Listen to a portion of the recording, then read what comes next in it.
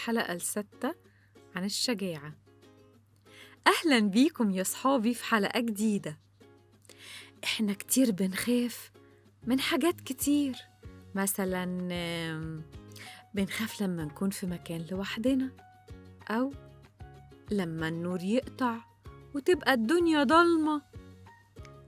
بخاف كمان لو كلب جري ورايا في الشارع.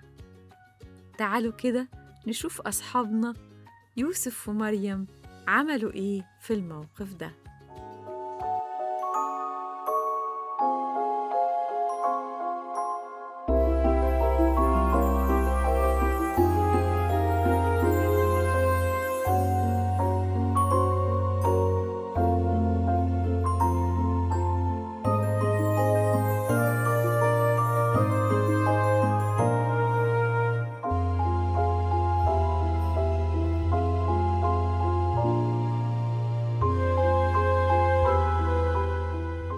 وزي ما شفنا صاحبنا يوسف إزاي راح وساعد أخته مريم بكل شجاعة وما خافش، لأنه كان اتعلم الشجاعة لما سمع قصة دانيال في جب الأسود.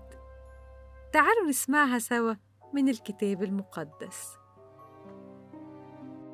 القصة دي عن شاب جميل اسمه دانيال.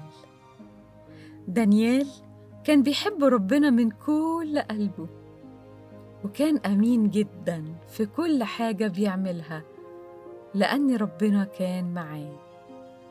والناس اللي كانوا بيشتغلوا معاه ما كانوش بيحبوا ربنا خالص، كانوا متغاظين منه جداً ومش بيحبوا دانيال.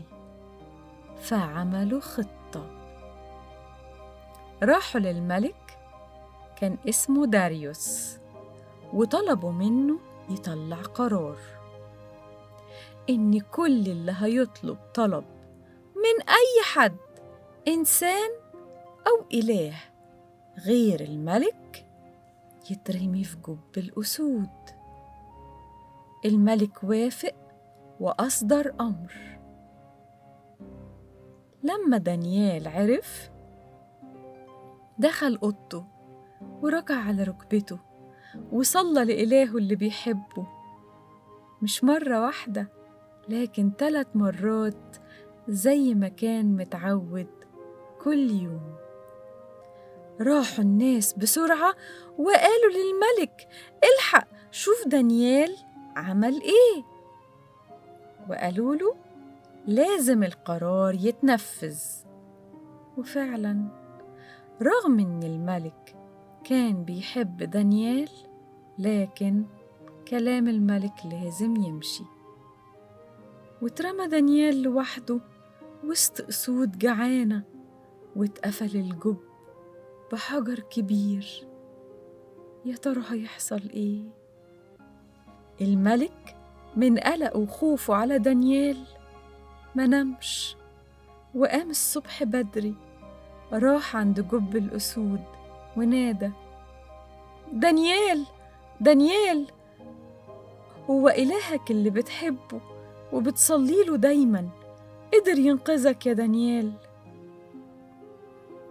وساعتها سمع صوت دانيال بيقوله: ما تخافش يا جلالة الملك، إلهي اللي بحبه بعت ملاك وسد بق الأسود وما حصليش أي حاجة. فرح الملك جداً، وساعتها أمر إن كل الرجالة اللي اشتكوا على دانيال يترموا هم في جب الأسود. والملك كتب قرار وقال: كل مملكتي لازم تعبد إله دانيال، لأن هو ده الإله الحقيقي. دانيال ما خافش من الملك، دخل وصلى وشباكه مفتوح، مش مرة واحدة لكن 3 مرات. دانيال كان شجاع حقيقي، وحتى وهو وسط الأسود كان شجاع، لأنه عارف إن ربنا اللي بيحبه معاه. دانيال في القصة دي علمنا الشجاعة، وإننا ما نخافش من أي حد مهما كان قوي، لأن ربنا اللي معانا أقوى وقادر يساعدنا مهما كانت المشكلة صعبة. تعالوا نحفظ آية النهاردة. أما أمرتك تشدد وتشجع، لا ترهب ولا ترتعب، لأن الرب إلهك معك حيثما تذهب.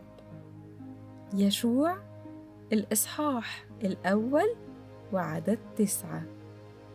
أما أمرتك تشدد وتشجع، لا ترهب ولا ترتعب، لأن الرب إلهك معك حيثما تذهب.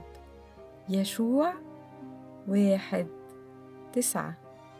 لو عجبتكم الحلقة ما تنسوش تدوسوا على زرار اللايك، وكمان ما تنسوش تدوسوا على زرار الاشتراك عشان توصلكم الحلقات الجديدة أول بأول.